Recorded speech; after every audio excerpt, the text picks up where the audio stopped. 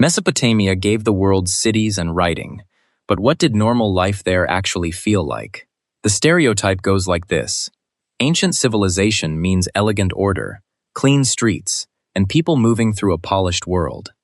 But the people actually living through it were usually focused on food, work, warmth, status, and getting through the next few hours.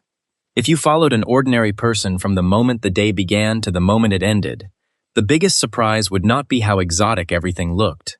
It would be how structured life already was, even without the tools we now treat as basic. So rather than treating this as costume history, let us walk through the day the way a regular person would have actually experienced it. There was usually no soft landing into the morning. Morning started in mud brick houses that trapped both usefulness and discomfort.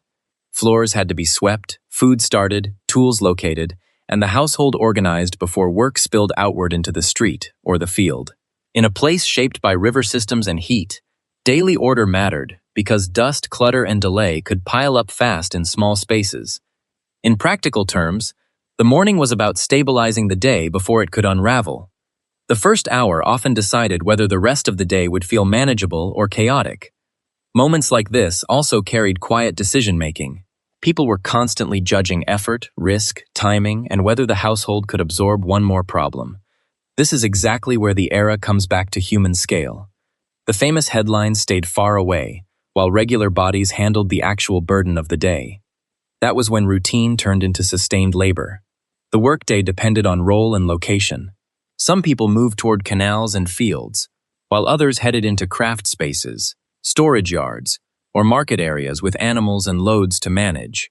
Mesopotamian life was deeply organized, but that did not mean calm.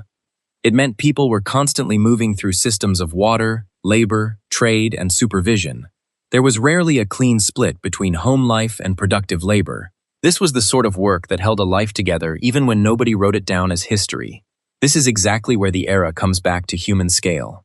The famous headlines stayed far away, while regular bodies handled the actual burden of the day.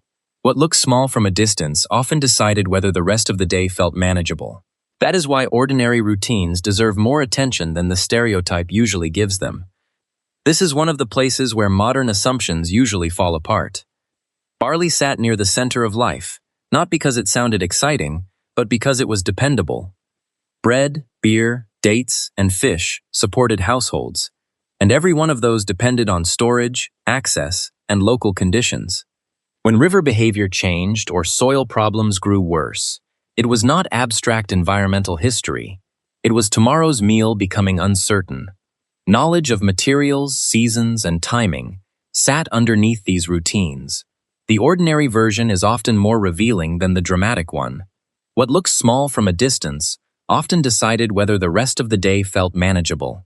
That is why ordinary routines deserve more attention than the stereotype usually gives them. Seen up close, barley life was not just a visual detail. It shaped mood, behavior, and the amount of strain people had to absorb before the day was done. Later in the day, the physical side of life became harder to ignore. The physical feel of daily life was rougher than the grand image of early civilization suggests. Wool clothing could be hot, streets could smell bad, and waste, animals, and crowded spaces created a very direct sensory world. Ancient cities were remarkable, but nobody living in them got to experience them only as monuments. They experienced them as environments pressing on the body. The physical environment kept pressing on every decision. The body absorbed the price of daily life more directly than most people today are used to. Seen up close, heat and dust was not just a visual detail. It shaped mood, behavior, and the amount of strain people had to absorb before the day was done. That is why details like crowded hot street life mattered so much. They were part of the real pressure of the day, not decorative backgrounds somebody could safely ignore. The routine also carried rules that had nothing to do with efficiency and everything to do with society. Rules reached deep into ordinary life. Household authority, debt, legal expectations, and temple-centered power all shaped what people could risk and what they could refuse. That meant a person's day was not just about finishing tasks. It was also about staying inside arrangements that could punish failure, especially if resources were already tight. Social order showed up in tiny moments, not just in laws and ceremonies. That social pressure could be just as exhausting as the work itself. That is why details like debt and recorded rules mattered so much. They were part of the real pressure of the day, not decorative backgrounds somebody could safely ignore. As daylight faded, the household routine revealed what this world really demanded. Evening did not bring total quiet. Roof spaces, courtyards, and closing streets still carried talk, heat, and unfinished work as people wound down. In some places, sleeping on or near a roof made practical sense because of the temperature, so even rest was shaped by the built environment, proving again that daily life in Mesopotamia was always a negotiation with city, climate, and household pressure. Nightfall did not erase the workload, it simply changed its shape. Evening did not erase the day's pressure, but it made the structure of that world impossible to miss.